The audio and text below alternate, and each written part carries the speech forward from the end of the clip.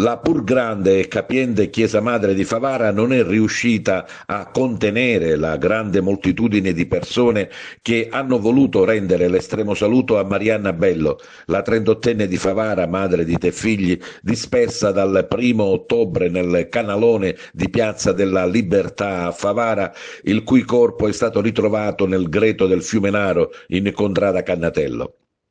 I familiari, abbracciati l'un l'altro a tenersi le mani per darsi forza e continuare in una vita che sicuramente non sarà più la stessa, soprattutto per il marito Renato e i tre piccoli figli che non avranno più la possibilità di avere con loro la mamma. Il sindaco Antonio Palumbo con la moglie Enza, che fin dal primo momento non si sono mai allontanati dal luogo della tragedia, seguendo passo dopo passo tutte le attività di ricerche, erano in prima fila a rappresentare tutta la città in un cordoglio comune. Con il primo cittadino anche la presidente del Consiglio Comunale, Miriam Mignemi, i rappresentanti di prefettura e questura,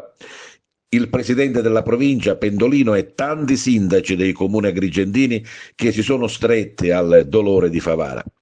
A celebrare le esequie l'arcivescovo di Agrigento, Monsignor Alessandro Damiano, funzione concelebrata con il vicario padre Cumbo e l'arciprete Donnino Gulli ed altri parroci. In chiesa anche i rappresentanti delle istituzioni civili e militari, tutte quelle forze come la Protezione Civile, i Vigili del Fuoco, le associazioni di volontariato che in questi 19 giorni si sono spesi alla ricerca di Marianna. L'arcivescovo Monsignor Damiano nella sua omelia ha parlato di solidarietà e responsabilità collettiva, che i problemi più che essere risolti debbono essere prevenuti, di paura che si possano ripetere e di avere maggiori garanzie di sicurezza. All'uscita del feretro dalla Chiesa Madre,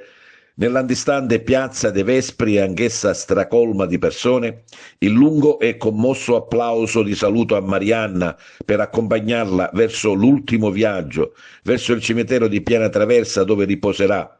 In cielo sono stati lanciati tanti palloncini bianchi a raffigurare anche un grande cuore e una croce.